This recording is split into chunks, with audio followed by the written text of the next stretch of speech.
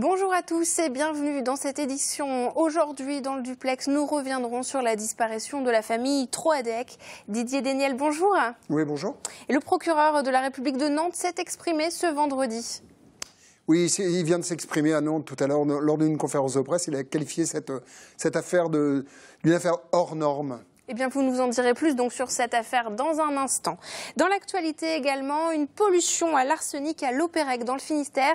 La question est soulevée. En tout cas, les taux relevés par une association sont supérieurs à la normale. Un nouveau centre d'interprétation archéologique en Centre-Bretagne et la première pierre a été posée ce vendredi. Et puis, on découvrira la nouvelle exposition du Musée des Beaux-Arts de Pont-Aven. Bienvenue à tous dans cette édition du vendredi 3 mars 2017. Et on démarre cette édition avec ce fait divers qui se déroule entre la Loire-Atlantique et le Finistère. Depuis presque 15 jours, la famille Troadec a disparu et on retrouve Didier Déniel pour faire le point sur les derniers éléments. Alors Didier, le procureur de la République de Nantes s'est exprimé en fin d'après-midi. Il a donné une conférence de presse et il parle d'une affaire hors norme. Vous êtes rendu à Dirinon ce vendredi et ces derniers jours. En quoi cette affaire est hors norme et comment l'enquête évolue ? Elle évolue, il y a énormément de zones d'ombre et énormément de questions également. Pourquoi ne retrouve-t-on pas le sang, par exemple, de Charlotte, la jeune fille de la famille, parmi tous les prélèvements qui ont été faits? C'est également une affaire hors norme. On a l'impression que le ou les protagonistes trimballent les enquêteurs en laissant dans la campagne des éléments d'information ouvrant des pistes très très bizarres.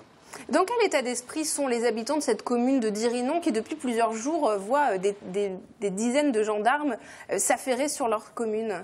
Alors, des gendarmes et également beaucoup de journalistes aussi. C'est devenu une affaire médiatique, très très médiatique. Ils le vivent assez mal, c'est assez lourd, me disaient certains habitants, d'autant qu'ici, il y a quand même, ces dernières semaines, il y a eu des choses assez douloureuses qui sont passées. Le maire est décédé très brutalement le 20 janvier, je crois. Également, il y a eu un fait divers entre des gens qui se sont affrontés à coups de fourche et donc cette affaire-là qui vient par-dessus, les gens sont assez dépités. Ouais.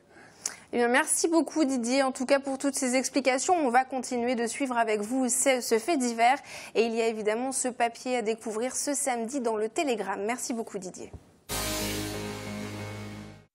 La Douphine, dans le Finistère, est-elle polluée à l'arsenic? Les analyses faites par l'association Diwalmine à Lopérec montrent en tout cas un taux plus de 2 fois supérieur au maximum autorisé. Dans les années 90, des explorations minières avaient été faites sur la zone analysée. L'arsenic peut être cancérigène à long terme. Reportage sur place. Dans cette eau qui s'écoule, 248 microgrammes par litre d'arsenic, quand le taux maximal autorisé est de 100 microgrammes. C'est ce que révèlent les analyses faites par l'association Diwalmine. Dans les années 90, une galerie a été creusée par le BRGM, Bureau de recherche géologique et minière, pour détecter la présence d'or, une recherche qui libère l'arsenic présent dans la roche. Le rejet a eu lieu dès la fermeture de la galerie, dès la fin de l'exploration, mais elle était un petit peu traitée puisqu'il y avait eu un bassin d'études pour pouvoir réduire cet arsenic. L'entretien était plus ou moins bien fait, donc on suppose qu'une bonne partie de l'eau était encore chargée en arsenic. Le rejet direct ne date que de cette année, mais en fait ça fait presque 20 ans que l'eau chargée en arsenic se déverse de la rivière. Des travaux ont été engagés depuis le mois de décembre par le BRGM pour filtrer et traiter cette eau. Mais au-delà de Lopérec, les associations écologistes s'inquiètent des conséquences que pourraient avoir d'autres projets d'exploration minière en Bretagne. À l'époque où Macron était encore au gouvernement, en fait, il y a eu toute une politique de relance des extractions en France. Et ça s'est traduit en Bretagne par des entreprises privées qui sont venues déposer des permis d'exploration et de recherche minière.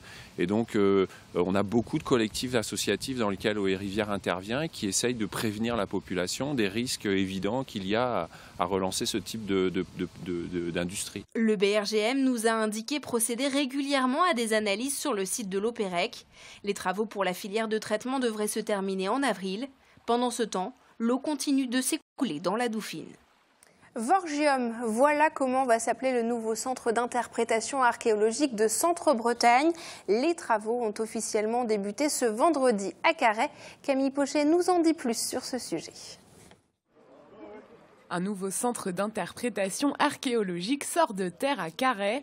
La première pierre du Vorgium est posée ce vendredi matin. Le centre utilisera le numérique pour mettre en valeur le patrimoine archéologique de Carhaix. Il ouvre au printemps 2018. Objectif pour Poher Communauté, porteur du projet, attirer 25 000 personnes par an. L'archéologie à Carhaix, ça a été un peu des amours tumultueux, parce qu'avant, ici, quand on donnait un coup de pioche, à chaque fois on tombait sur un vestige, ça contrariait parfois les projets de construction des gens. Donc en même temps, pour la première fois, l'archéologie ici va être aussi mise en valeur et va devenir un vrai atout à la fois touristique et économique. Sur ce site, au centre de Carhaix, les fouilles mettent en lumière une rue dont on distingue encore les pavés, des échoppes et même une ancienne fontaine. À l'époque de ces précieux vestiges, Carhaix était romaine, s'appelait Vorgium et comptait quelques 15 000 habitants. Carhaix était la capitale des Ossismes, donc un peuple gaulois. Et après la conquête, les Romains ont voulu créer une petite Rome pour sédentariser les élites gauloises, les regrouper dans une ville à la romaine. Et Carhaix a été, au 1er ou 2e siècle de notre ère, l'une des plus grandes cités de l'ouest de la Gaule. L'ancienne Vorgium n'a pas encore dévoilé toutes ses richesses. Un amphithéâtre et un temple pourraient se cacher encore sous le sol carhésien. On parle maintenant du meilleur ami de l'homme. En France, un foyer sur 4 possède un chien. Et à Quiberon, un éducateur canin adepte de la méthode positive vient de s'installer. Xavier Patrijon et Karine Chevrolier l'ont rencontré en pleine séance. Un peu faux-folle, un peu surexcitée, à tout juste 5 mois, Milka n'a pas encore le b.a.-ba de la bienséance canine. Il est quand même un peu voleur au niveau de la nourriture. Il sautait sur les personnes, sur les enfants, pas méchamment. Juste pour dire bonjour, mais il fait 20 kilos, donc voilà, quand un chien de 20 kilos saute dessus pour faire des joies, voilà, il peut bousculer une personne.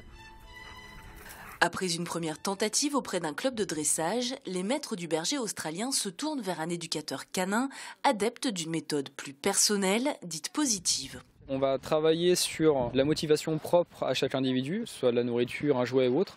Et on va utiliser ce comportement-là, cette motivation-là, pour demander au chien un comportement. En contrepartie, la méthode coercitive, le chien n'est pas forcément motivé à travailler, mais il va le faire pour éviter de se recevoir une punition, une sanction.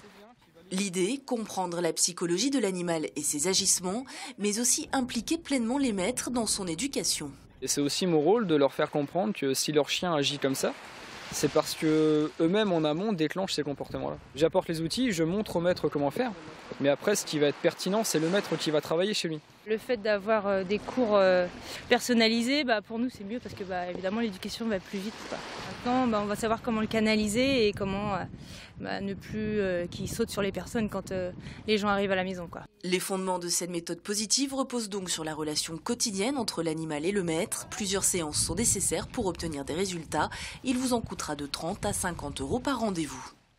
Voilà à présent une idée de sortie pour ce week-end. La nouvelle exposition du musée des Beaux-Arts de Pont-Aven, intitulée La modernité en Bretagne. Un rassemblement des œuvres bretonnes de Claude Monet, Eugène Boudin ou encore Mathurin Méheux. Visite guidée avec Gaëtan Pinel. Des œuvres avec pour motif central la Bretagne. Claude Monet et Lucien Simon sont les premiers à nous dévoiler leurs influences bretonnes dans cette exposition du musée de Pont-Aven. Nous nous sommes lancés dans l'aventure avec le commissaire associé Hervé Duval en 2 temps. Un premier volet qui s'étend de 1870 à 1920 et un second qui sera présenté à partir du mois de juillet qui s'étend de 1920 à 1940. De Concarneau à Saint-Malo, en passant par Ploumanac, peintures et œuvres sur papier parcourent tous les recoins de la région, de sa façade maritime à l'intérieur de ses terres. C'est aussi un grand panorama sur la création moderne qui s'étend de l'impressionnisme et le plénérisme, Eugène Boudin, Claude Monet, jusqu'aux années 1920 avec le peintre Lucien Simon qui aborde des sujets beaucoup plus ethnographiques, on va dire. Avec notamment 7 œuvres issues du musée d'Orsay, dont le tableau De belle île en mer réalisé par Claude Monet, le musée de Pont-Aven a misé sur le mélange des styles et des couleurs. Nous sommes en présence d'une œuvre de John Peter Russell, un peintre australien. La recherche de ce peintre était celle de la lumière plutôt frontale et assez vive, contrairement au tableau de Claude Monet qui lui essaye de peindre des effets atmosphériques, notamment à travers une tempête. Lumière, paysage et personnages, de 1870 à 1920, ces 50 ans d'interprétation moderne de la Bretagne qui sont montrés en près de 90 œuvres. Culture toujours, et on part à la rencontre de Lolo Gurey, ancien membre du groupe costa-armoricain Fingers and Cream. Il reprend ce nom pour se lancer dans une carrière solo. Un album 5 titres vient de sortir, inspiré de son lieu de vie dans le Trégor. Rencontre avec Mathilde Kemener. I try to leave. I try to leave it inside. Après plusieurs années au sein d'un groupe, Lolo Gurey se lance dans une carrière solo avec toujours le même nom de scène, Finger and Cream. J'ai ressenti le besoin de me retrouver seul aussi avec la musique et puis quelque part d'assumer, de pouvoir plus assumer ce que je faisais tout seul avant. Enfin, je me suis quand même pas mal caché derrière le quintet, je pense. Son EP est sorti début février avec 5 titres. On y retrouve une mélancolie réconfortante, l'ADN de ce chanteur trégorois.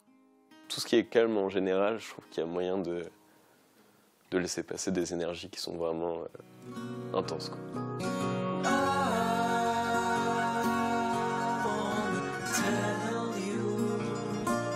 Des concerts sont déjà prévus à Saint-Brieuc, à Lannion et un peu partout en France. Mais sur scène, il ne jouera aucun de ses titres.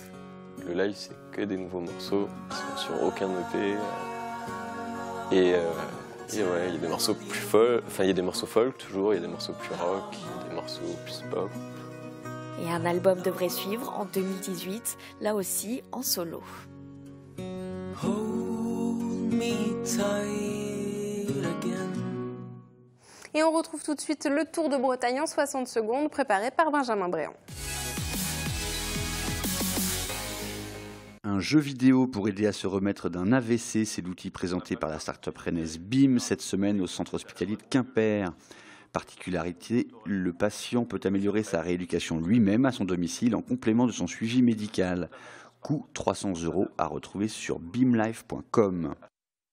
Là, tel que vous le voyez, Valentin Madouas, champion de France amateur de cyclisme, est dans les gorges du Verdon. Oui, un déplacement virtuel dont il ne peut bénéficier que depuis le début de l'année et qui lui permet de poursuivre ses études, car le jeune homme est aussi élève ingénieur à Brest. Par ailleurs, même dans l'eau, il pédale. Enfin, une expérience originale ce jeudi au Novomax à Quimper, dans le cadre du salon Pen Art BD. L'auteur de bande dessinée Romain Renard a lâché le crayon pour la guitare et il a mis en musique ses chroniques de Melville, sa série d'albums du même nom. Un pari un peu fou, pas toujours très gai, mais envoûtant.